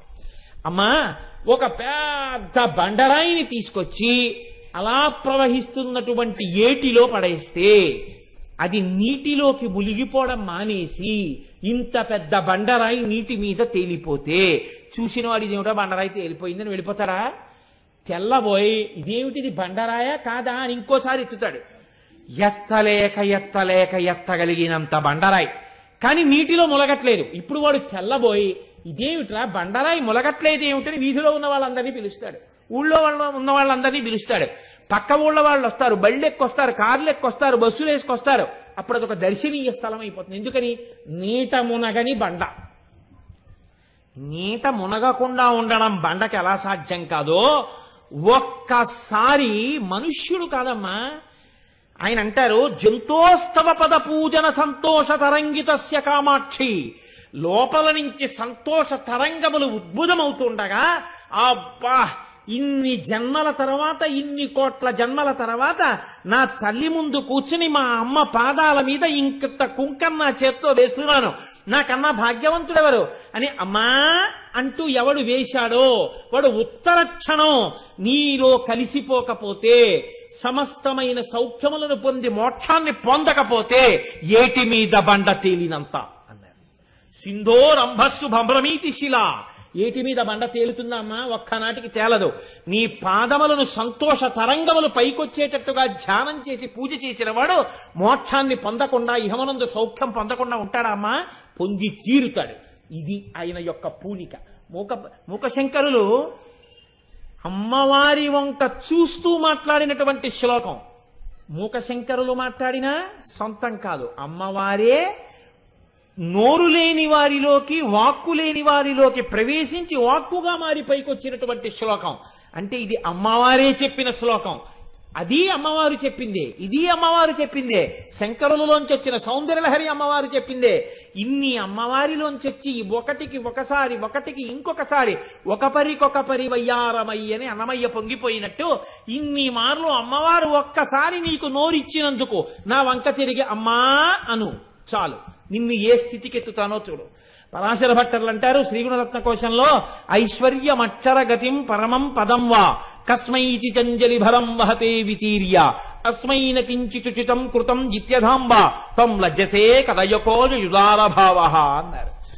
ఒకనొకనాడు ఒకడు వెళ్ళి అమ్మవారి ముందు నిలబడి అమ్మా అని పిలిచి ఇలా వంగి నమస్కారం చేశాట. అయ్యో పిల్లవాడు నన్ను వచ్చి అమ్మా అన్నాడే అని అమ్మవారు వాడికి ఇహమునందు సమస్త సుఖములనిచ్చిందిట, 3 తరాలు చూడగలిగినటువంటి గొప్ప వైభవాన్ని ఇచ్చిందిట. ఆ కర్ణవాడి శరీరంలోంచి జీవుణ్ణి చాలా తేలిగ్గా విడిపించి తన భర్తతో కలిసి విమానంలో వచ్చి తన భర్త పక్కన విమానంలో కూర్చోబెట్టి విమానం ఊర్ధ్వలోకాలకు వెళ్ళిపోతుంటే కనపడకుండా అమ్మవారు విమానం యొక్క కిటికీకి ఉన్న తెర పక్కకి వెళ్ళి చాటుగా నిలబడింది. నిలబడితే పరమేశ్వరుడు అన్నట్ట, ఏమలా దాక్కున్నావేం లక్ష్మి, ఇలా రా, ఏ కనపడమేం బిడ్డడికి అన్నట్ట. అంటే ఆవిడందిట ఎర్ర పడిపోయి సిగ్గుతో లజ్జతో కూడిన మొహంతో వచ్చి అక్కడ నిలబడిందిట. ఎందుకు అలా సిగ్గుపడుతున్నావు, ఏం తప్పు చేశావని అన్నట్ట శ్రీ మహావిష్ణువు. అమ్మవారు అందిట, వీడు నా మ్రోలకు వచ్చి మనసారా నమ్మి అమ్మా అన్నాడు. ఒక రోజున తల ఉంచాడు, 2 చేతులు కలిపాడు, నమస్కారం చేశాడు. అలా చేసినందుకు వాడికి నేను ఇహంలో అన్ని సౌఖ్యాలు ఇచ్చాను, ఐశ్వర్యం ఇచ్చాను, 3 తరాలు చూడగలిగిన శక్తిని ఇచ్చాను, ఆరోగ్యం ఇచ్చాను, అనాయాస మరణం ఇచ్చాను, తీసుకొచ్చి మీ పక్కన కూర్చోపెట్టాను. ఇంకా ఇంతకన్నా నేను వీడికి ఏమీ చేయలేకపోయానే, వీడు అమ్మా అని పిలిచినాను అని సిగ్గుపడి పక్కకి వెళ్ళిపోయాను. త్వం లజ్జసే కదయకోజ యుదారభావ అన్నారు పరాశర భట్టర్లు. ఐశ్వర్యమక్షర గతిం పరమం పదం వా కస్మైతి తంజలి భరం వహతే వితీర్య అస్మైన కించిత్ తుచితం కృతం ఇత్యధాం వా త్వం లజ్జసే కదయకోజ యుదారభావ. ఆ శ్రీమాత అన్న ఒక్క నామాన్ని ఇన్ని భంగుల అనుభవించారు పెద్దలు. ఎవరి శ్రీమాత అని అడిగారు. ఈ శ్రీమాత ఎవరో నువ్వు కొంచెం జాగ్రత్తగా అవలోకనం చేస్తే నీకొక విషయం గోచరిస్తుంది అన్నారు. ష ష్ ర్ ఈ అనేటటువంటి 3 అక్షరాలు కలిస్తే శ్రీ అవుతుంది. ఈ ష్ ర్ ఈ అనేటటువంటి 3 సత్వగుణము, రజోగుణము, తమోగుణము అనేటటువంటి 3 గుణములను చూపిస్తాయి. అసలు ఈ లోకమంతా ఉన్నది ఈ 3 గుణాల్లోనే. ఈ 3 గుణాలు కలిసిపోయాయి అనుకోండి, 3 గుణాలు బయటికి రాకుండా కలిసిపోయాయి అనుకోండి, కలిసిపోయి అవ్యక్తం అయిపోయి పైకి రాకుండా ఒక దాంట్లోకి వెళ్ళిపోయి ఉండిపోయాయి అనుకోండి, అప్పుడు ష్ ప్లస్ అర్ ప్లస్ ఈ కలిసిపోతే శ్రీ, కలిసిపోయి మాత ఆవిడలోకి వెళ్ళిపోతాయి. అంటే ఈ సృష్టికి ముందుండిపోయిన ఆవిడొక్కతే, పూర్వజా ఆవిడొక్కతే ఉంది. ఈ 3 గుణములు ఆవిడలో ఉండి ఆవిడలోంచి పైకొచ్చాయి. ఈ 3 గుణములను తీసి శుద్ధ సత్వాన్ని ఇవ్వాలంటే ఎవరివ్వాలి? ఆవిడే ఇవ్వాలి. కాబట్టి శ్రీమాత అలా ఇవ్వగలిగిన తల్లి. ఎందుకు ఇవ్వాలి? ఇవ్వకుండా ఉండలేని ప్రేమ కలిగిన అమ్మ కనుక. మీరు చూడండి, మీరు లోకంలో ఒక మర్యాద కనిపెట్టి ఉంటారు. ఒక భర్తకి భార్య అయిన తర్వాత ఆడది ముందేమడుగుతుందంటే, ఏమంటే నాకు చంద్రహారాలు ఉంటే బాగుండంటుంది. భర్త కూడా ప్రీతితో చేయిస్తాడు. అంతేగాని మీ నాన్న చేయిస్తే బాగుండంటే వాడు దుర్మార్గుడు. వాళ్ళ నాన్న చేయించి నీ పిల్లనిచ్చింది ఎందుకు? ఇంకా చంద్రహారాలు చేయించాడు. ఏదో పలకసర్లు కూడా ఉంటే బాగుండు. నువ్వు నా ఇంటి లక్ష్మి, నువ్వు అడగాలి కానీ ఎందుకు రాదు, చేయించాడు పలకసర్లు. ఏమండి నాకు వడ్డానం ఉంటే బాగుంటుంది, చేయించాడు. మీరు గమనించండి, ఒక 50 ఏళ్ళు వచ్చిన తర్వాత ఇప్పుడు ఆ స్త్రీ అంటుంది, ఏమండి నా వడ్డానం తీసి కోడలికి ఇచ్చేస్తానంటే, నువ్వు పెట్టుకోవా వడ్డానం? ఇంకా నేను పెట్టుకోవడం ఏంటండి? ఇంట్లో కోడలా వడ్డానం పెట్టుకు తిరుగుతుంటే చాలదా? మీరు గమనించి ఉంటారు, పెద్ద కుటుంబాల్లో ఒక లక్షణం ఉంటుంది. ఇది మా అమ్మగారు పెట్టుకున్న నగలని ఇంటికి కోడలు రాగానే ఆ నగలు ఆ కోడలకు అలంకారం చేస్తారు, పరంపరాగతంగా వెళ్ళిపోతాయి. ఒకప్పుడు తనవి అన్నవి తన కోడలికి ఇచ్చేసి కోడలు పెట్టుకుంటే సంతోషపడిపోతుంది. కన్న కడుపు కూతురికి కన్నా కోడలికి ఇస్తారండి నిజమైన ప్రేమ ఉన్న అత్తగారైతే. అందరూ అటువంటి వారే. నా దృష్టిలో అయితే అటువంటి సంకుచితత్వం ఉన్న అత్తగారులు ఉన్నారని నేను అనుకోను. ఎవరో తెలియక అమాయకత్వంతో ఉంటే ఉండవచ్చు. కాబట్టి అమాయకత్వం తొలగిపోతుంది, అజ్ఞానం లోపల గాఢంగా ఉండిపోతే ప్రమాదంగా. కాబట్టి చూడండి, ఇప్పుడు అసలు ఆ తత్వంలోనే ఆ లక్షణం ఉంటుంది. అమ్మవారికి ఉన్నటువంటి లక్షణం కూడా ఏమిటంటే, మీరు ఇది చెప్తే చాలు, అమ్మ నేను ఈ గుణాలు నాలో ఉండడం వల్ల నేను చాలా బాధపడిపోతున్నానమ్మా, చాలా కష్టపడిపోతున్నానమ్మా అని మీరు నిజాయితీగా అమ్మవారితో చెప్తే చాలు. ఇది అమ్మవారు ఈ లోకానికి ఇచ్చినటువంటి గొప్ప కటాక్షం అండి. అదేమిట్రా నీ బుర్రా, ఏమిటి ఆ ఉపన్యాసం చెప్పడం ఏంటి, కటాక్షం ఏమిటి, ఇవన్నీ ఉండడం అంటారేమో మీరు. నేను మీకు ఒక ఉదాహరణ చెప్తాను. ఇది నేను తరచూ చెప్తూ ఉంటాను ఈ ఉదాహరణ. అదేం నా సొంతమేం కాదు, జగద్గురువులది. ఒకానొక రాజు యుద్ధం చేస్తున్నాడు యుద్ధభూమిలో. తనని నమ్మినటువంటి ఒక సైనికుడు పక్కన ఉన్నాడు. ఈ సైనికుడితో అన్నాడు, ఒరే ఇవాళ రాత్రి నువ్వు వచ్చి నన్ను కలు అన్నాడు. అంటే ఈ సైనికుడు అన్నాడు, నేను సామాన్య సిపాయిని, మీరు చక్రవర్తి. రాత్రి శిబిరం వేసుకున్నప్పుడు రేపటి యుద్ధ వ్యూహాలు రచించడానికి మంత్రులు, సామంతులు, సేనానులు బారులు తీరి ఉంటారు.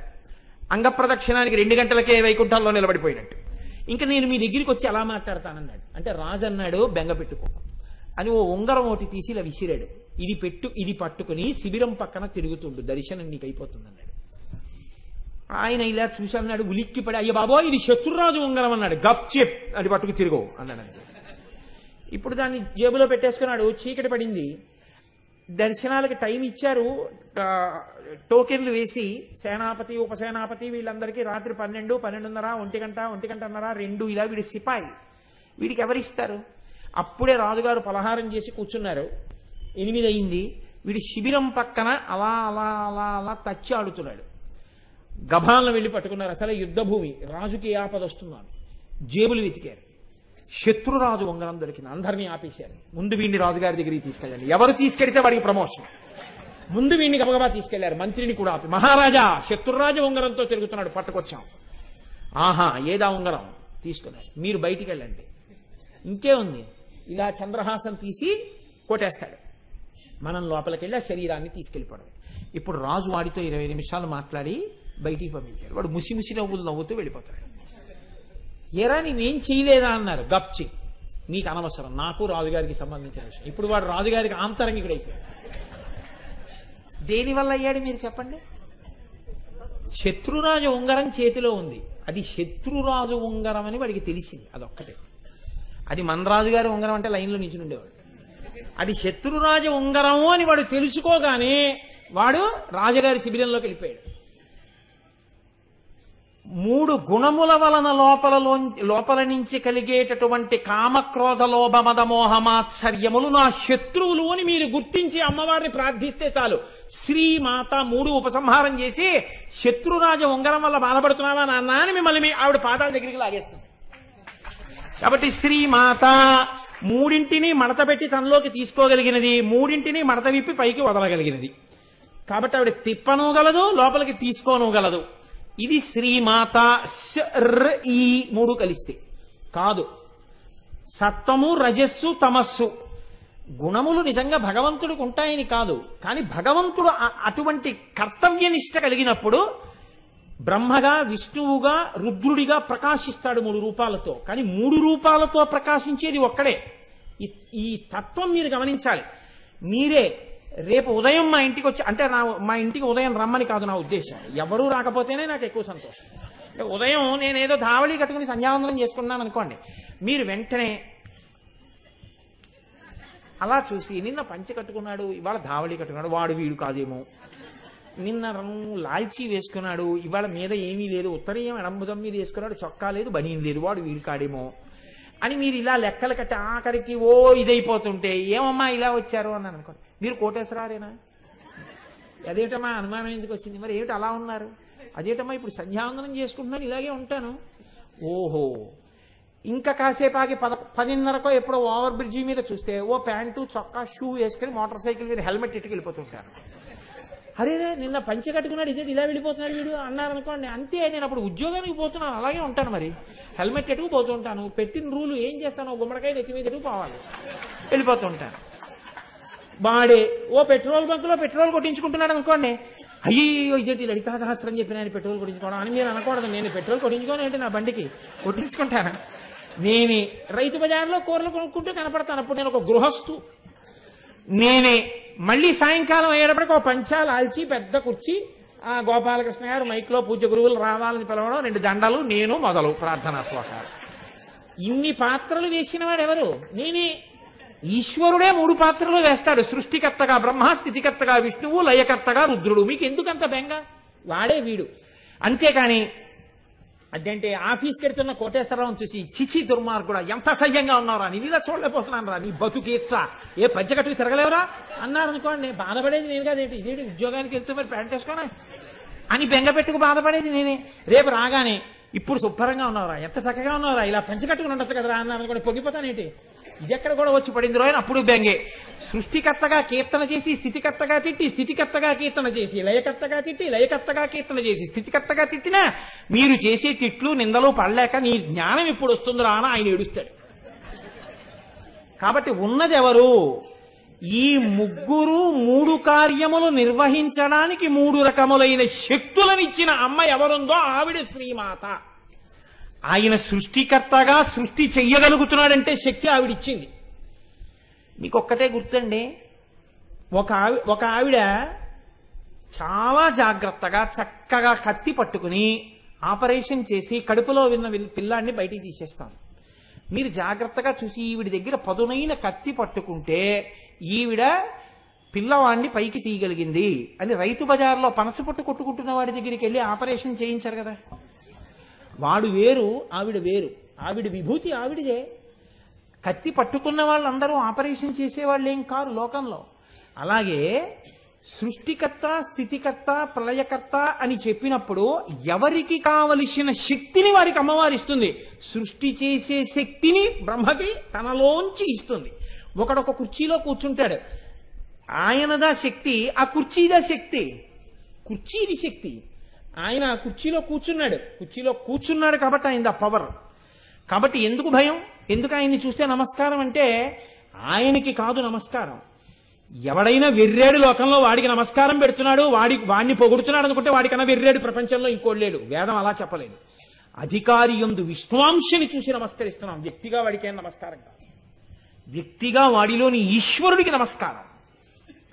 వాడు ఒక అధికార సింహాసనం మీద కూర్చుంటే అలా కూర్చునే యోగ్యత పరమాత్మ వాడికి విష్ణువాంశతో పరిపాలకత్వం ఇచ్చాడని నమస్కారం.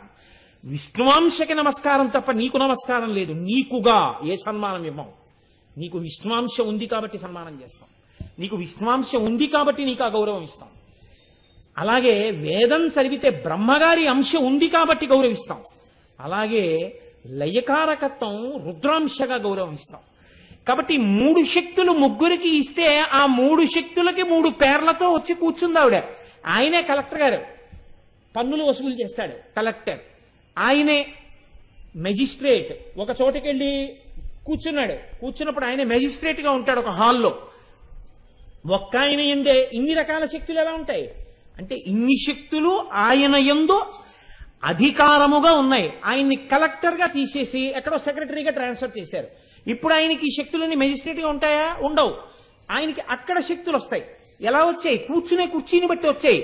బ్రహ్మకి బ్రహ్మశక్తి, విష్ణువుకి విష్ణుశక్తి, శివుడికి శివశక్తి ఎక్కడి నుంచి వచ్చాయి? అమ్మవారు ఆ శక్తుల్ని ఇచ్చింది. కాబట్టి మూడు శక్తులను ఇచ్చిన ఆదిశక్తి ఎవరుందో ఆవిడ ముగురమ్మల మూలపుటమ్మ, ఆవిడ శ్రీమాత. కాబట్టి అమ్మా ఇన్ని శక్తులకు ఆలవాలమైన ఆదిశక్తివి నువ్వు, అందుకని చెప్పి నిన్ను ఈ రీతిగా మేము స్తోత్రం చేస్తున్నామమ్మా అన్నారు. ఇటువంటి తల్లి ఎవరున్నదో ఈ తల్లియే ఇంతమందిలో ఇన్ని శక్తులను ప్రవేశపెట్టి ఈ లోకాలన్నీ కదిలేటట్టుగా, ఈ లోకాలన్నీ తయారయ్యేటట్టుగా చేస్తున్నది. ఆవిడ సంకల్పము చేతనే లోకంలో ఊహించడానికి వీలు లేనటువంటి సంఘటనలు జరుగుతుంటాయి. ఒక ఆయన కుండలో పుడతాడు. కుండలో పుట్టడం ఏమిటండి అనుకుంటాం. ఆయన అయోనిజుడుగా కుండలో ఎందుకు పుట్టాలో అమ్మవారికి తెలుసు. పుట్టించిన తల్లికి. పుట్టించిన తల్లి కుండలో పుట్టినటువంటి వాడు లేపు లోకానికి చెయ్యవలసినటువంటి ఉద్ధరణని ముందే లెక్క కట్టి ఒకడిని కుంభ సంభవుణ్ణి చేసింది. ఆయనే లలితా సహస్రనామ స్తోత్ర ఉపదేశం పుచ్చుకున్నవాడై మనందరికీ లలితా సహస్రాన్ని అందించాడు. కుంభ సంభవుడు ఎందుకు అవ్వాలో ఆవిడికి తెలుసు పుట్టించినప్పుడు. ఏ తల్లి ఎవరిని ఏ భావనతో ఏ మాట చెప్పి ఊపుతోందో ఆ పిల్లవాడు అటువంటి భావనతో లోకాన్ని ఉద్ధరించేవాడుగా తయారవుతున్నాడు. ఒక్కటే కారణం, మీరు బాగా జ్ఞాపకం పెట్టుకోండి. ఒక పిల్లవాడికి అభ్యున్నతి ఎక్కడి నుంచి వస్తుంది అని అడిగారు. ఒక పిల్లవాడు గొప్పవాడు ఎందుకు అవుతాడో తెలుసా అండి? ఆ తల్లి ఊయల ఊపుతున్నప్పుడు ఏ మాటలు చెప్పిందో, ఆ పిల్లవాడు ఊపిరి పోసుకుంటున్నప్పుడు ఏది వింటోందో, ఆ పిల్లవాడు కడుపులో పెరుగుతున్నప్పుడు ఏది చూస్తోందో, ఆ పిల్లవాడు వృద్ధిలోకి రావడానికి పాలిచ్చినంత కాలం ఏది తింటోందో, ఏది పెడుతోందో, ఏ సంస్కారం నేర్పుతోందో అదే వాడి జీవితాంతం శాశ్వతంగా ఉంటుంది. మీరు కావాలంటే చూడండి, పునాదిని బట్టి ఇల్లు, పునాదిని దాటి మీరు ఇల్లు కట్టలేరు. అమ్మ చేత్తో ఏది పెట్టిందో, అమ్మ ఏది పట్టిందో, అమ్మ ఏది నేర్పిందో, అమ్మ ఏది విందో, అమ్మ ఏది చూసిందో అదే పిల్లవాడిగా ఉంటుంది. లోకంలో శంకర భగవత్పాదులు జన్మించాలి అంటే ఆర్యాంబ కడుపుకే ఆ వైభవం దక్కింది. ఎవరు అటువంటి ఉపాసనతో, అటువంటి భక్తితో, అటువంటి మర్యాదతో ఉంటారో అటువంటి కడుపుల యందు అటువంటి మహాపురుషులు జన్మిస్తారు.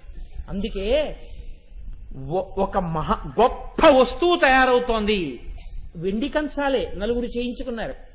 మీ కంచం ఇంత బాగా ఎందుకుందండి అని అడిగారు అనుకోండి, మా కంసాలి గొప్పతనం అంటారు. శివాజీ అంత గొప్పవాడు ఎందుకు అయ్యాడు? అమ్మ చెప్పినటువంటి కథ.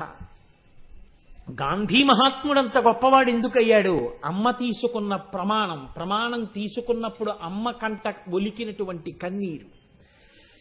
అమ్మయే ఈ లోకాన్ని తయారు చేసి నడిపిస్తోంది. ఆనాటికి ఈనాటికి ఆవిడి Srimata.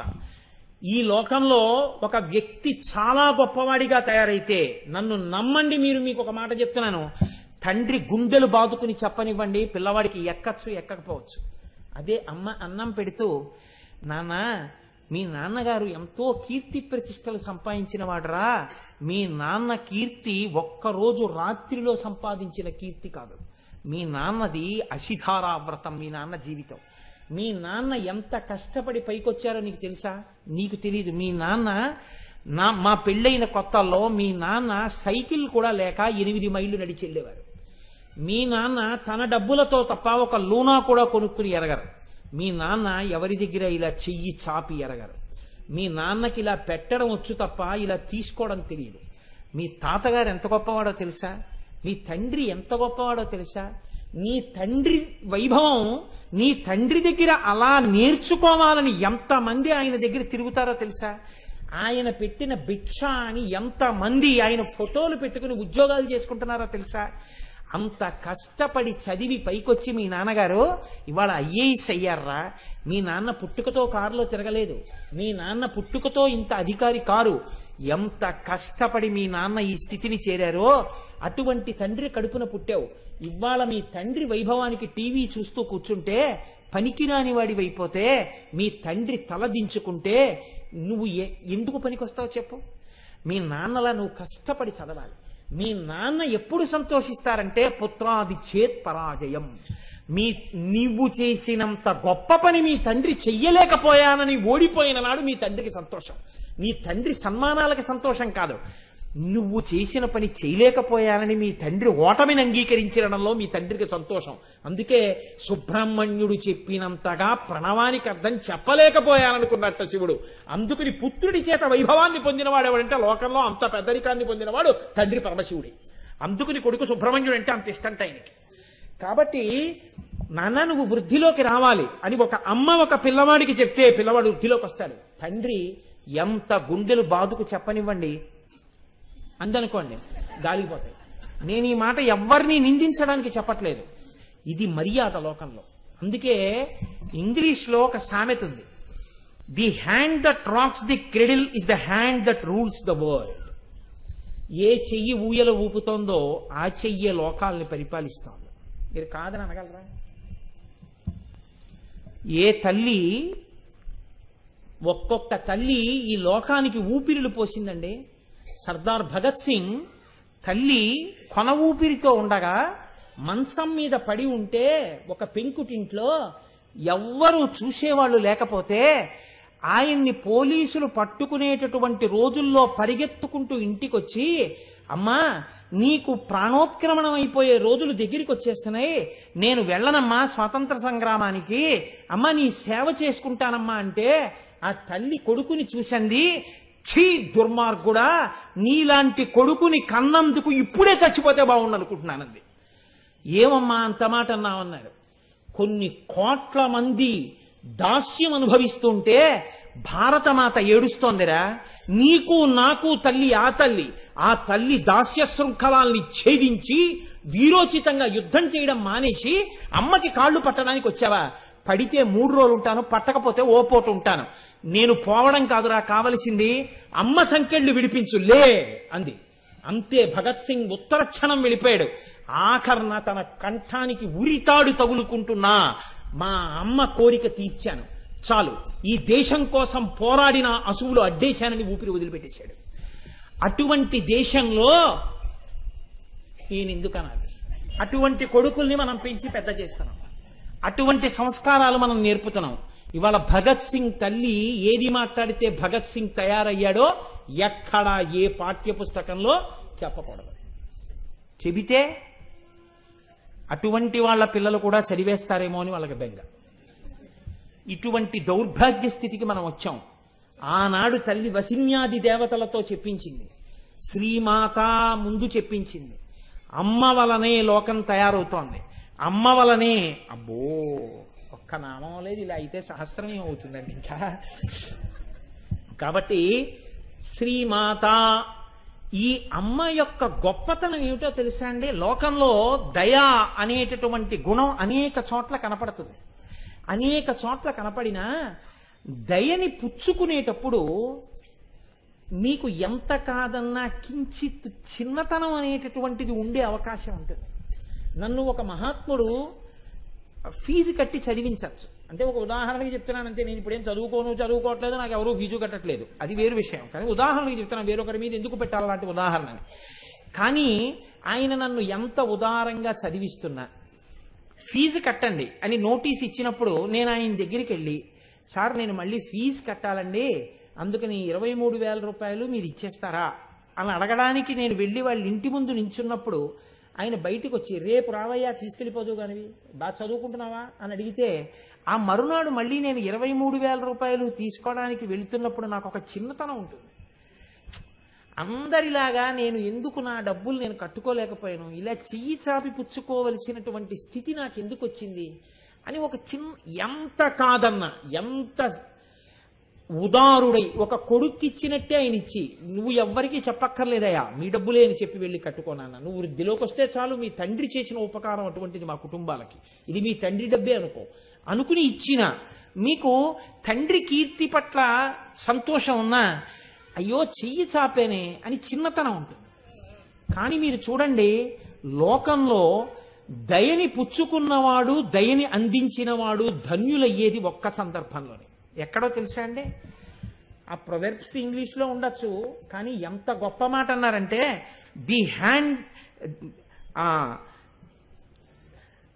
The quality of mercy is not trusted, it is twice blessed, it blesses him that gives and him that takes.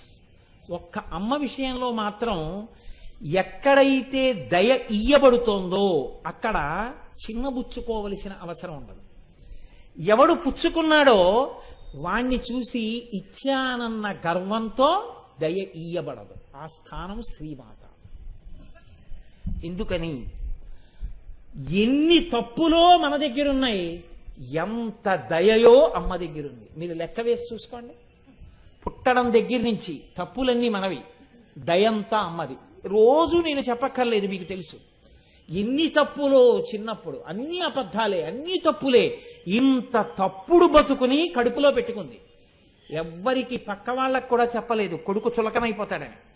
ఇంత కడుపులో పెట్టుకుని కొడుకు వృద్ధిలోకి రావాలని నా పట్ల దయని చూపించి అన్నం పెట్టిన అమ్మ, తండ్రి కొట్టేసి వీడికి అన్నం పెట్టకు అని తలుపేసేస్తే, నాన్నగారు నిద్రపోయిన తర్వాత తలుపు తీసి నన్ను తీసుకొచ్చి బింకంతో అన్నం తిననని కూర్చుంటే, తను కళ్ళనీళ్లు పెట్టుకుని దయతో నాకు అన్నం పెట్టిన అమ్మ నాలో పరివర్తనని తీసుకొచ్చింది, నన్ను మార్చింది, నేను వృద్ధిలోకి వచ్చేటట్టుగా చేసింది.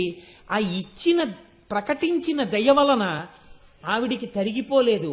ఆ దయని పుచ్చుకున్న నేను కుమిలిపోవలసిన అవసరం లేదు.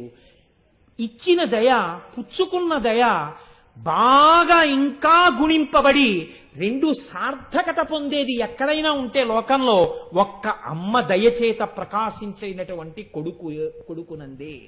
అమ్మ దయ అర్థమైతే నువ్వు ఎప్పటికీ తప్పుడు కొడుకువి కాలేవు. అందుకే పోతన గారు ఒక్క తీర్పు చెప్పారు, చేతులారంగ శివుని పూజింపడి.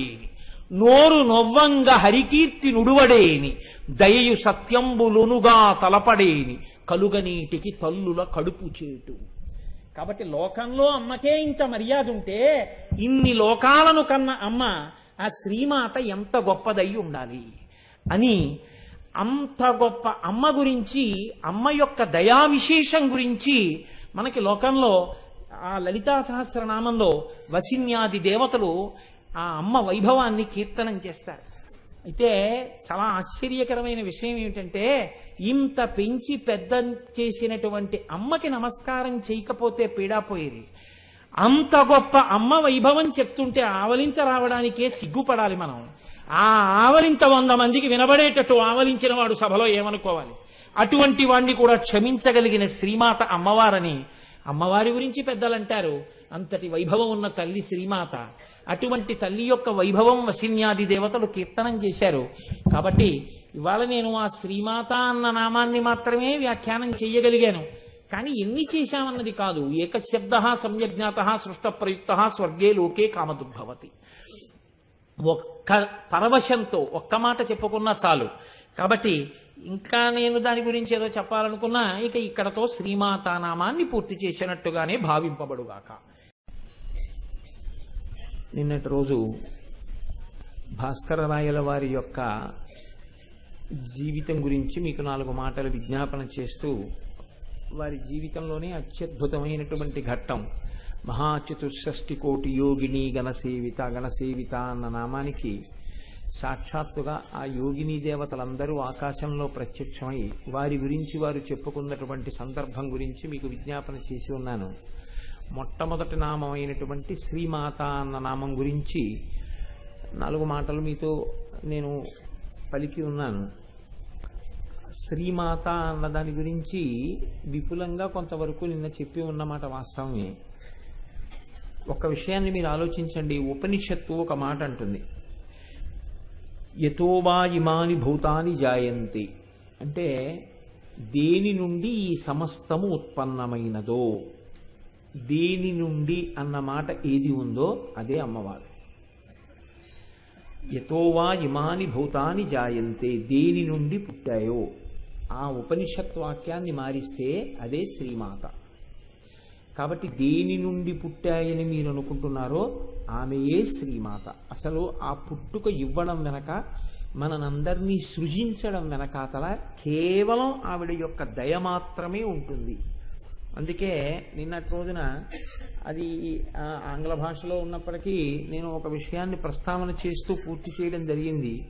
మర్చెంట్ ఆఫ్ వెనీస్ అన్న నాటకంలో విలియం షేక్స్పియర్ అంటాడు ఆ మాటలు, the quality of mercy is not strained, it is twice blessed, it blesses him that gives and him that takes. ఒక్క అమ్మ విషయంలో మాత్రం ఈ దయ అనేటటువంటిది ఇచ్చి అమ్మ కృతార్థురాలైంది, పుచ్చుకుని మనం కృతార్థులమయ్యాం. అసలు ఆ అమ్మ యొక్క వైశిష్ట్యం ఆ శ్రీమాత అనబడేటటువంటి నామంతో ఆ జగదంబ యొక్క స్తుతి అందులో ఎలా ఉన్నది అన్న విషయం గురించి విజ్ఞాపన చేసి ఉన్నాను. ఈ నామములకు సంబంధించిన విషయం కాబట్టి ఒక్కసారి నిన్నటి విషయాన్ని ప్రస్తావన చేసి వాటి నామని చెప్తున్నాను. 2వ నామంలో శ్రీ మహారాజ్ఞి అని పిలిచారు అమ్మవారిని. శ్రీ మహారాజ్ఞి ఈ మాట కొంచెం మీరు జాగ్రత్తగా పరిశీలించవలసి ఉంటుంది. ఎందుకంటే మహారాజు అన్న మాట మనం వింటూ ఉంటాం. మహారాజు అనగానే పరిపాలనాధికారము కలిగినటువంటి వాడు. ఆయన తలుచుకుంటే ఏదైనా చెయ్యగలడు. ఎందుచేత ఎంత తప్పు చేసిన వాణ్ణి క్షమించగలడు. ఆయన తలుచుకుంటే, ఆయన ఆగ్రహిస్తే ఎంతటి శిక్ష అయినా వెయ్యగలడు. కాబట్టి క్షమించగలిగినటువంటి శక్తి, శిక్షించగలిగిన శక్తి, పరిపాలించగలిగిన శక్తి ఎల్లవేళలా ఆయన యందే ఉంటాయి. అందరినీ పరిపాలించేటటువంటి వాడు, అందరినీ నిలబెట్టేటటువంటి వాడెవరో ఆయనని ప్రభువు, పరిపాలకుడు, మహారాజు అని పిలుస్తాం. ఇక్కడ అమ్మవారిని మహారాజ్ఞి అన్నారు. అంటే అమ్మని స్త్రీవాచకంతో చెప్తున్నారు కనుక ఆమె పరిపాలకురాలిగా ఉన్నది. బ్రహ్మమై తానే పరిపాలన నిర్వహణ చేయుచున్నది. అమ్మవారు పరిపాలన చేయుచున్నది అన్నప్పుడు ఇది కూడా ఒక ఉపనిషత్ వాక్యం నుంచి వచ్చినటువంటి మాటే. ఎందుకంటే ఏన జాతాని జీవంతి, ఈ పుట్టినవన్నీ దేని వలన బతుకుతున్నాయో అంటే పరిపాలించినటువంటి ఆ తల్లి యొక్క వైభవం. ఆమె పరిపాలన చేస్తే వీళ్ళందరూ బ్రతికి ఉన్నారు. కాబట్టి ఎవరు పరిపాలన చేయుచున్నారో వారు శ్రీ మహారాజ్ఞి. ఇక్కడ